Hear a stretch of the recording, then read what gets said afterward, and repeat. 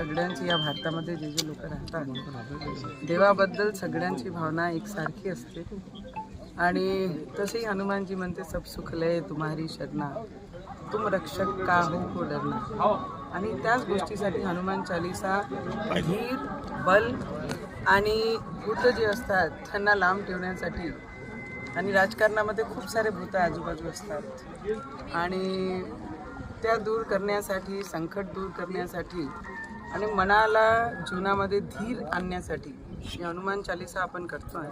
मला वाटते की भावना कोणाची वेगळी होऊ शकत नाही. वेळानुसार त्यांची भावना वेगळं होतात काही लोकांची.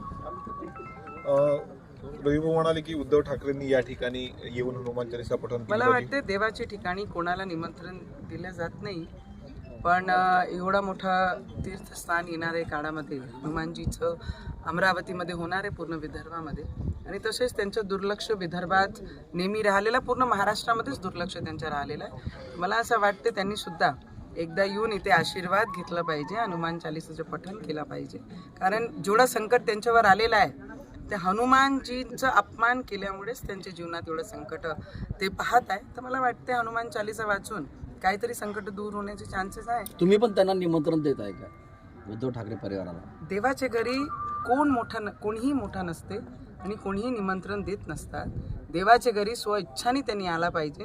कारण जेव्हापासून हनुमान चालीसाचा विरोध उद्धव ठाकरेजींनी केला तेव्हापासून 40चा विरोध केला, 40 लोक आउट आणि आताही जेवढेही उरलेले आहे तेही सुद्धा बाहेर होण्याची पूर्ण मानसिकता आणि तयारीत आहे. तर मला वाटते त्यांनी लवकर हनुमान चालीसाचं पठण घरी ठेवला पाहिजे आणि इथे येऊन हनुमानजीचे दर्शन घेतले पाहिजे. पण दुसरीकडे संजय राऊतांनी असं म्हटलेलं आहे की अजित पवारांची राष्ट्रवादी असेल किंवा एकनाथ शिंदेची शिवसेना या दोन्ही पक्षामधील 25 ते 30 आमदार जे आहेत ते भाजपात विलीन होईल. कोणते पक्षाचे?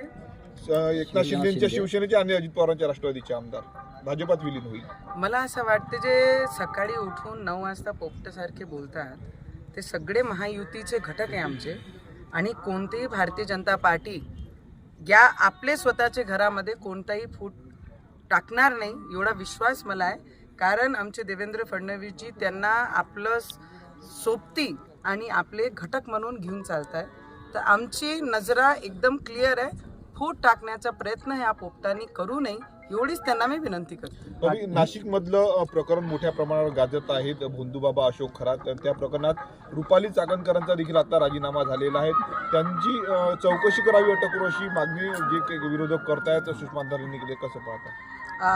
मला माहीत नाही किती लोक काय काय बोलतात, पण जे भोंदू बाबा आहे आणि जे प्रकार नाशिकमध्ये झालेला आहे